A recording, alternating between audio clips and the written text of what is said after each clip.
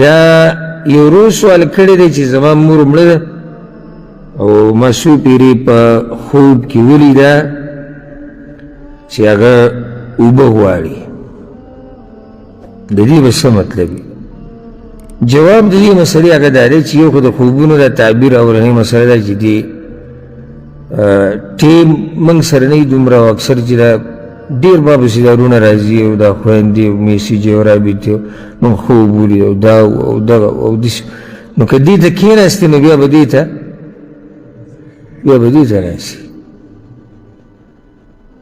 بیا بل طرف ته خو دې خو ځان یو علم دی، اساساً کار نه دی. دا به سوچ کې، دا به معلومات کې.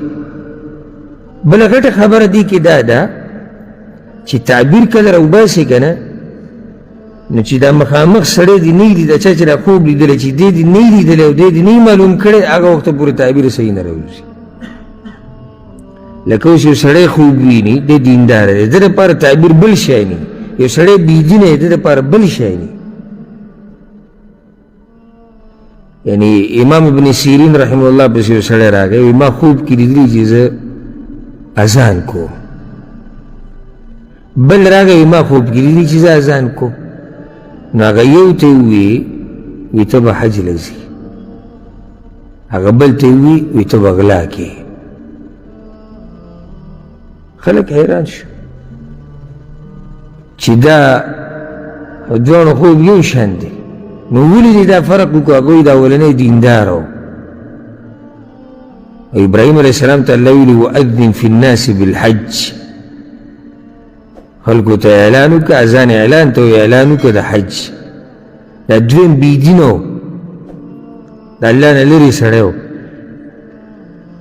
نو د دې سره مناسب دا و فأذن مؤذن بینهم ای ایتها العیر انکم لسارقون. یوسف علیہ السلام قصه کې وکړه، اذان کوونکي اعلان کوونکي اعلان وکړو چې ای قافلې تاسو څه تاسو غلې د باچا پیاله چا پټه کړې ده. نو دا خلکو سره تعلق ساتي. بله ورځ یو چا سوال وکړو د یو عالم نه چې ما خوب لیدلی دی چې سپین ویښته زما د پوندې لاندې راختلي دي. نو دا د یو څو علماو ګروپ ته مجموعه ده، د پاکستان غټ غټ علما پکې دي. نو زه هم په هغه مجموعه کې یم. نو په هغوی کې یو دغه شیخ چې دی په دې تعبیر راویستو کې انتهایي تکړه دی، دی تخصص دی.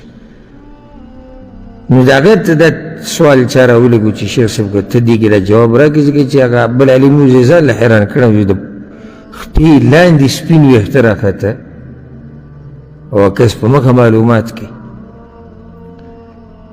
نو هغه دا ووایي چې سپین ویښته عزت دی.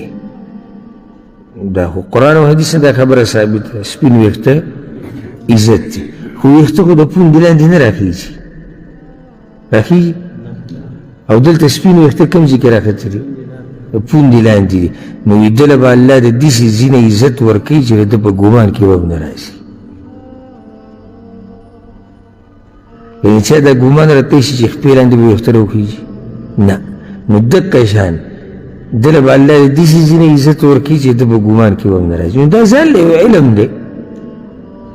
او لا بعضو خو نن سبا تجارت جوړ کړی دی، لایف بناسي په فیسبوک او په یوټیوب، او خوبونه ورته خلک رالیږي او هغوی جوابونه ورکوي. او په دغه چینلو چې څومره ګڼئ که نه، دا به بل ځای کې تا ته نه ویراویږي. لکه دغه خوبونه دي او ډز او دوی په دغه لینډ کې وایي مونځ اودس منه کوي، خو د خوب تعبیر له په مولوي صاحب پسې راځي.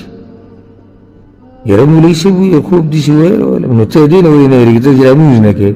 یېرې خبره خو دا ده، د یېرې خبره خو دا ده چې تا ږیره خریلې ده، ږیره وړه کې، بېدیني کې، حرام خورې. د یېرې خبرې دا دي.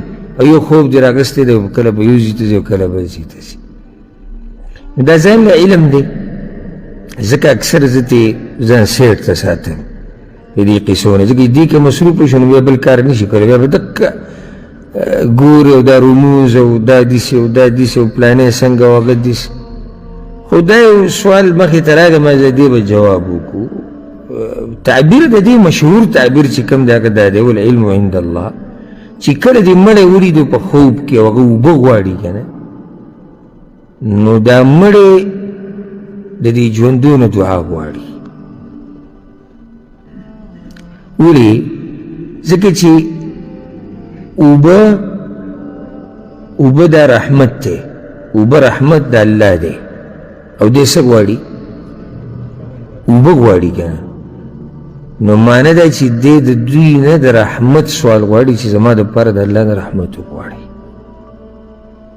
او یا په ده باندې د چا قرضه ده څه حقوق یې پاتې دي نو په کار دا ده چې دا کشران دغه حقوق هغه ادا کړي دوو خبرو کې یو وایي یا خو په ده باندې څه حقوق پاتې دي او دې کشرانو ته وایي چې دا حقوق چې کوم زما په ذمه پاتې شوي دي هغه پوره کوي د چا قرض پې پاتې دی څه بله مسله ده او یا دا چې زما دپاره څه غواړي دعاګانې غواړي دعاګانې غواړي دا که چېرته ته په داسې عالم باندې پېښ شوي چې هغه قرآن او حدیث نه د سوچه مسلې بیانوي او د قیسو میسو والا نه وي نو هغه به د ښکلی تعبیر بیان کړي او تا ته به طریقه وکړي چې مور پلار دپاره دعاګانې غواړه یا د هغوی په نوم صدقه وکړه داسې صدقه چې هغوی ته اجر ځي یا که په هغوی باندې قرض حق پاتې شوی هغه ورکړي او چې په دغه نورو یارانو باندې ورپېښ شوي دا درګاهونو او دربارونو والا او د پیرانو مریدانو والا نو هغه به راته قیسه به سم اوږده کړي چې قیسه اوږده کړي نو